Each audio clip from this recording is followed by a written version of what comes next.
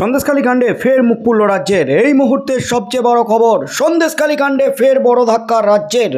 রাজ্য সরকারকে একেবারে তুলোধনা করলেন হাইকোর্টের বিচারপতি। রাজ্যের আইনজীবীকে একেবারে ভৎসনা করলেন। একাধিক প্রশ্নের মুখে, একের পর এক প্রশ্নের মুখে রাজ্যের আইনজীবী।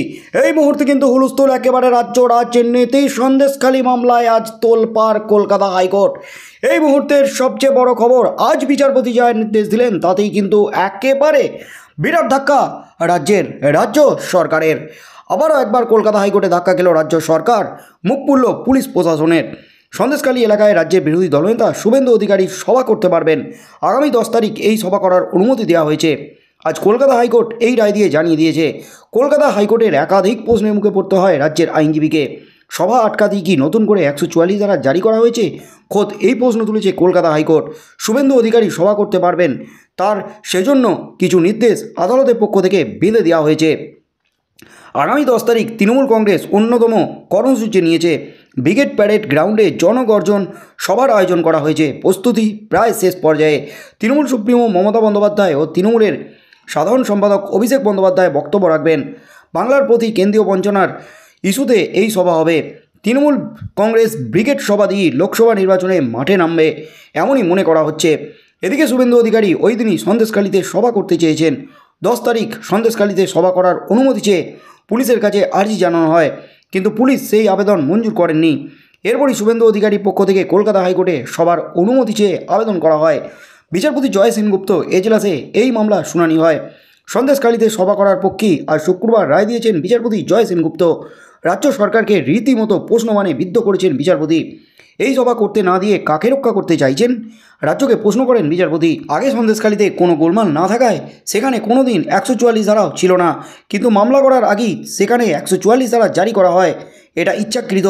আসলে সভা আটকাতেই এই 144 ধারা জারি। এটা অস্বীকার করবেন কি করে?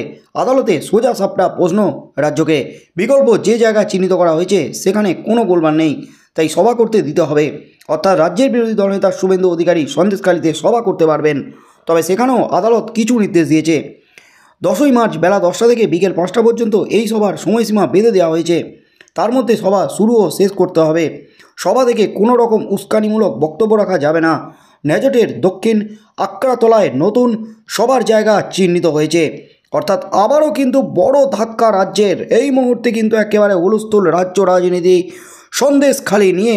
তার মধ্যেই শুভেন্দু অধিকারীর করা মামলায় আবারও কিন্তু বড় ধাক্কা রাজ্য পুলিশের, যেখানে পুলিশ মন্ত্রী মমতা ব্যানার্জি আজ হাইকোর্টে আবারও কিন্তু বড় সড়ো ধাক্কা।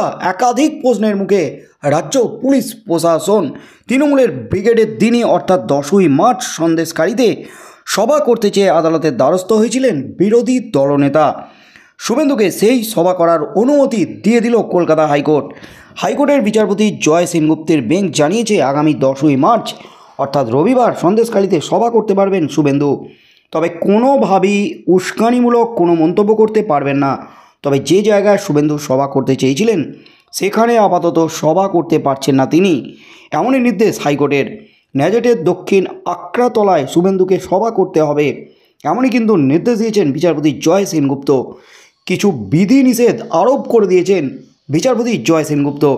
10ই মার্চ সন্দেশখালীতে সভা করার ডাক দিয়েছিলেন শুভেন্দু, কিন্তু পুলিশ অনুমতি দেয়নি। এরপরই সন্দেশখালীতে সভা করতে চেয়ে হাইকোর্টের দ্বারস্থ হয়েছিলেন। শুক্রবার বিচারপতি জয় সেনগুপ্তের এজলাসে সেই মামলারই শুনানি ছিল। শুনানি চলাকালীন রাজ্যের উদ্দেশ্যে বিচারপতির প্রশ্ন, এই মিটিং করতে না দিয়ে আপনারা কাকে রক্ষা করতে চাইছেন? সন্দেশখালীতে কোনো গোলমাল না থাকায় সেখানে কোনো 144 ধারা ছিল না, কিন্তু মামলা করার আগেই সেখানে 144 ধারা জারি করা হয়। সভা আটকাতেই এই 144 ধারা জারি কিনা তা নিয়ে প্রশ্ন তুলেছে আদালত জানিয়েছে আগামী 10ই মার্চ 10টা থেকে বিকেল 5টা পর্যন্ত এই সভা করতে পারবে, কিন্তু সভা থেকে কোনো উস্কানিমূলক মন্তব্য তিনি করতে পারবেন না, এমনই কিন্তু নির্দেশ দেওয়া হয়েছে আদালতের তরফ থেকে। গত 29শে ফেব্রুয়ারি গ্রেপ্তার হন সন্দেশখালী কাণ্ডের মূল অভিযুক্ত শাহজাহান। সেদিনই বিরোধীদের সন্দেশখালী অভিযান নিয়ে এক পোস্ত উত্তেজনা ছড়ায়।